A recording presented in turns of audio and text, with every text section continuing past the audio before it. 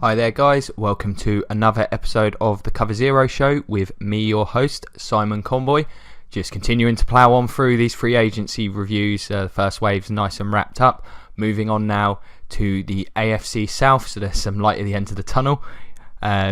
Moving to the other team in the state of Texas, the Houston Texans. Now, where to start with the Texans last season? Lost arguably the best player in all of the NFL in J.J. Watt. Didn't hamper the defence as much as you'd have thought. Really speaks volumes about the talent on that defence. Jadeveon Clowney really showing why he was the number one pick. Played fantastically. Whitney Merciless on the other side. They are tough to run on. I mean, Vince Wilfork will be a big loss, and I'm sad to see him out of the league. He's been one of my favourite players over the years. AJ Bouye really came out of nowhere and was a very good corner for them. So yeah, defensively hard to critique them too much. One of the better units in the league. Should be better with JJ Watt back, of course, next season. And then the offense was the polar opposite. They brought in Lamar Miller, Brock Osweiler, really hoping to, progress, make at least some advancement in the playoffs, if not contend for a Super Bowl. I think Lamar Miller did okay. I think he was hindered, like everyone else on that offense, by the level of quarterback play that Brock Osweiler provided. He, if anything, was a detriment to the team. Between him and another quarterback in the AFC South, who we'll discuss later, the worst starting quarterbacks in the league, particularly considering the talent level around him. I mean, DeAndre Hopkins is a great wide receiver. We saw what he did with some mediocre quarterback play the previous season, where he was catching passes from 3 or 4 different guys at different points in the year. It's shocking that they couldn't find ways to get him the ball more. That's very disappointing. Of course, with the passing game being so inept, Lamar Miller had it very tough. Offensive line wasn't great on the interior either. That didn't help. But really, at the end of the day, and Will Fuller, started the season hot and then forgot how to catch the ball. That hurt them. It was a disaster. They were really, really disappointing and frankly horrific to watch for the vast majority of the season on offense. Team doesn't have a huge amount of cap room. Haven't been particularly active in terms of the needs for this team. It's still a pretty good roster overall, particularly on the defensive side of the ball. Primary needs I've got are a quarterback, of course. That's just a given. I'm not sure Tom Savage is the answer either. Guard, I don't think the guard play was particularly good last season.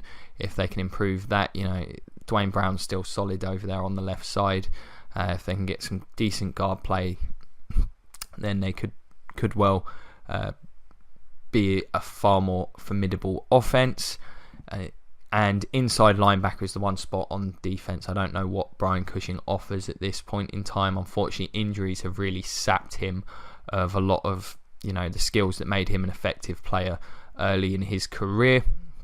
I feel like they could really do with someone really athletic, patrolling the middle, sort of tackling machine with some coverage ability. I think that would really improve this defense. And of course, they could do some more weapons, but then what team couldn't? At the end of the day, it really does feel like this is going to be quarterback or bust. Of course, they're one of the teams rumored to be in the Romo sweepstakes. Seems to be between them and Denver. Houston certainly need it more. That's, I think, without a doubt. If they can't get him, it'll be interesting to see if they pursue Jay Cutler. In terms of signings they've made, they basically haven't done anything. Ryan Griffin, tight end, 3 years, $9 million. They haven't really got a huge amount at that position. He won't offer too much. It's not one of the egregious contracts. Again, it looks like an overpay, but it is what it is. Losses been a bit more significant. AJ Bouye was paid massive money by the Jags. Can't blame the Texans for not competing with that kind of money. Simply not enough tape for me to warrant that kind of risk for a franchise. I can understand it more if you're in a position like the Jags where you've got all that cap room and you really have nowhere to go but up. I think you can take that risk more. That's the kind of contract, when you're a team that's competing, can really hinder you over the next couple of years if it doesn't work out. They lost backup linebacker John Simon to the Colts. That'll hurt their depth a bit, but they're still pretty solid at those spots. And safety Quinton Demps, who's been a so-so kind of player for them. They'll be able to attempt to replace him, I'm sure. Still got some players out there. Of course, I mentioned the Will Falk loss. That's huge. I'll miss you, Vince. You were one of my favourites, especially those interceptions. I do watch those 2 New England Patriots interceptions that he had quite often. They amuse me. Devon Still, the defensive tackle, never really developed. Sure, he's replaceable, and that's really about it for them. So as you can see, not a huge amount to talk about in terms of that. Of course, there is the trade, which I discussed in the early video with the Browns. From the Texans' perspective, it's just clearly about clearing the cap room. I mean, it feels kind of like the Browns fleeced them. Surely, maybe they're just at the 3rd round pick on Osweiler? I don't know. Clearly, they were desperate to get rid of him to clear some of that cap room, to try and bring in somebody to play quarterback. I applaud them for showing some initiative and doing something to get rid of him. Clearly could not go into the season with him, starting games next season. Fans wouldn't have accepted it, and you'd have questioned, everything about them. Seems to be some pressure on Bill O'Brien because he's had a very talented roster in his time there, and the issues at the quarterback position have basically held this team back from really being a threat, which they could well be. Defensively, they're fantastic. They've got a pretty good roster all around, not a huge amount of gaping holes beyond that quarterback position. If they can get Romo, and Romo can, of course, stay healthy, goes without saying that is the big caveat.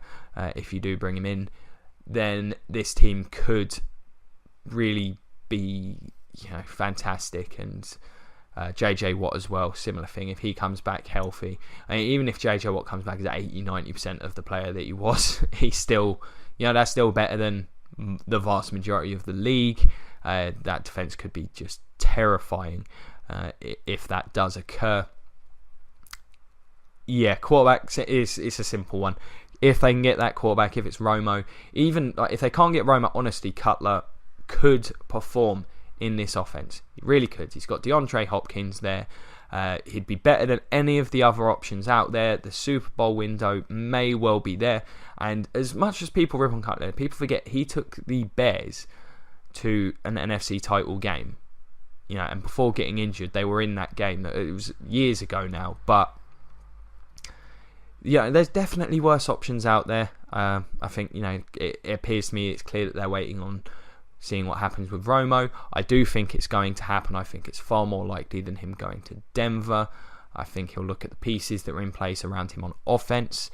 And, of course, he's local to the area, having played for the Cowboys for all these years. So I think that will happen. It will make the team the instant favourites in the AFC South until I see Romo in action for them. I am not willing to say that they're going to be a Super Bowl contender, but I am willing to say that their roster is one of the best rosters in the AFC. I think it's defensively pretty hard to compete with them because some of that top end talent there in Clowney and what is ridiculous. They could do with some defensive back help, I think, especially with Bouye leaving. As I say, reinforcements, I expect them to attack those positions in the draft again, not an enormous amount of needs. So what do you guys think of the Texans? Obviously, this quarterback situation is the big talking point with this team. Is there anybody out there disappointed that they haven't been more active in free agency? What do you think perhaps they should have done? Who do you think they should have targeted? What do you want to say about the Osweiler trade? That was certainly an interesting one. Very interesting there. Do you think they should have paid AJ Bouye, maybe franchised him? Do you think that will be a huge loss for them? And do you think if they find that quarterback, they are a true contender? Let me know in the comments. If I find us on the Facebook page, let me know on Twitter, all that good stuff. I'll do my best to get back to all of you. It's been a pleasure as always. Follow us on Twitter, as I said. I've got the Patreon there. Check out more of my videos if you enjoyed this one. All of the, every team in the NFL should be up and covered by the end of the week, along with a review of some of the moves I've missed on Friday, along with some other discussion there. Like, share, subscribe, all that good stuff. It's been a pleasure as always. Thank you for your time, and go Bucks.